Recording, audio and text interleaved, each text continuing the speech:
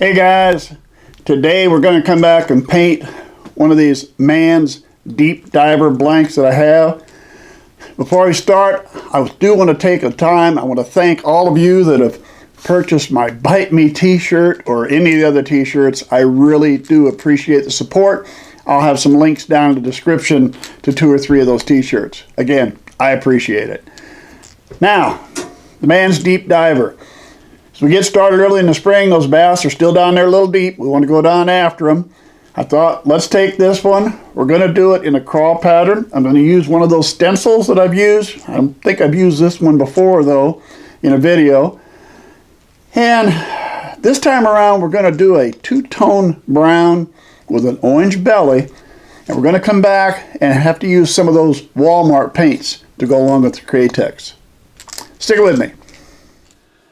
All right, first things first, let's get that base coat of white on here.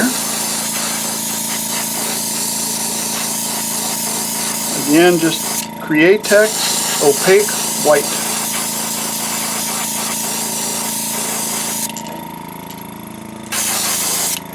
That's all she takes. Let me clean up, move on to some colors. Okay, for our craw pattern, for the belly, we're going to go Kratex transparent orange on the belly. Just straight up the middle. That's it. We're not going up the sides or anything on that. Little blending up you're going to get. We'll stick with the orange. That was real simple. Now let's clean up and move on to some other colors.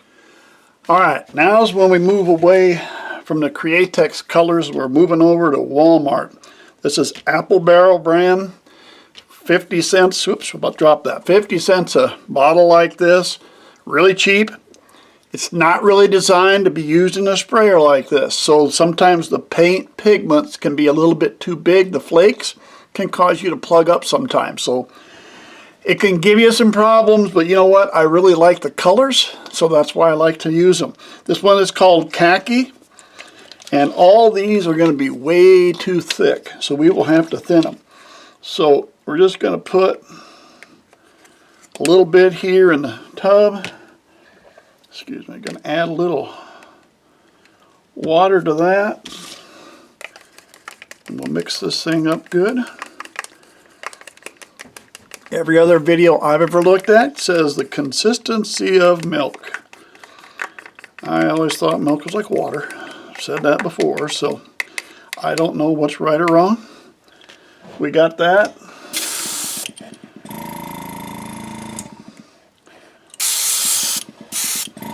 Let's see how this one goes.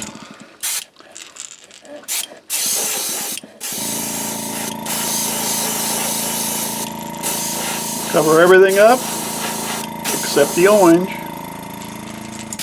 And there I hit a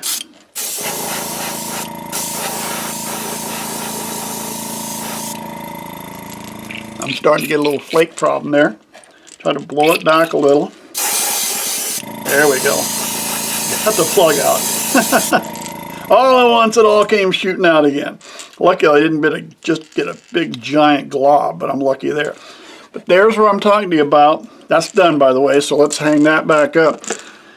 And there's what I mentioned. When you work with a Walmart, you can get the paint flakes, can plug it up. Now, all I did, put my finger over the end, and I shot it, and it shoots it back. So it kind of back flushes. It's the same thing I do when I'm cleaning. I back flushed that chip or what was inside there that had it plugged. I got it out, and we're in good shape. All right, now let me clean up, and we're going to move on to another color. All right, now I want to show you something. I mentioned how thick do you get it or how thin do you get it. We're going to see if this will show up. This side does better.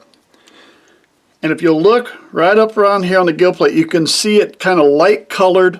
There's little light spots. This one shows it just barely. And what that's telling me is the paint was almost a little too thin. And when I get these light spots like that, it's not a good, even coverage everywhere. You can see dark and light spots. That tells me I had that paint just a little bit too thin. All right. We're going to put some other paint on it, so we're probably going to get by with that, and we'll live with it.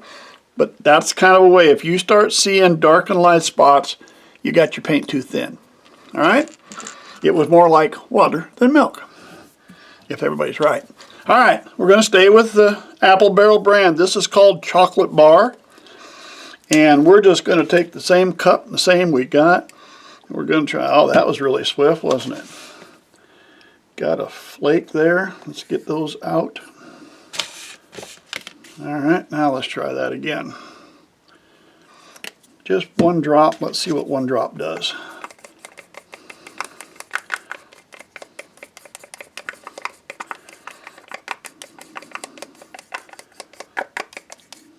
That's not too bad, is it?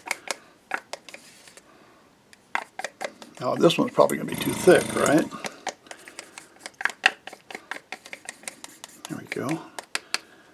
Let's try that. Let's see what we get, all right?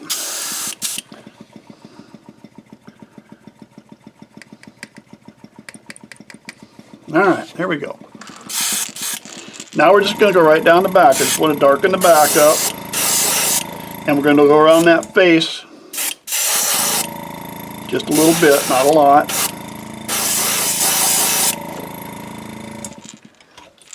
And there we go. We got it. We got our orange. We got our light in there, and we just darken that up just enough to give us that effect. We got that. All right. Next thing is we're going to need a craw pattern. So we're going to have to do something to the craw pattern, but we want to get this good and dry first before we move on to that step. All right, guys, let's see if we can get a craw pattern on here. Going to use Createx Opaque Black. Normally I'm running the gun at 40 pounds of pressure. I've reduced it down to 20 pounds of pressure for here.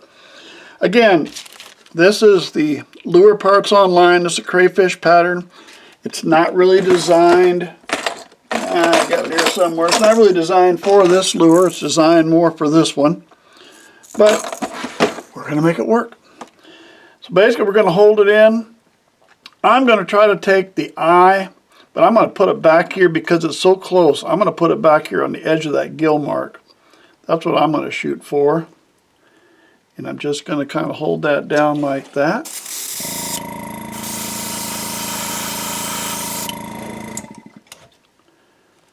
And there we go. Let me wipe that off a little bit. All right, let me flip them over.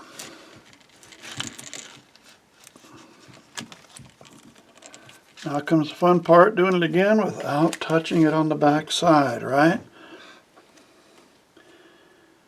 Going to be about the same way.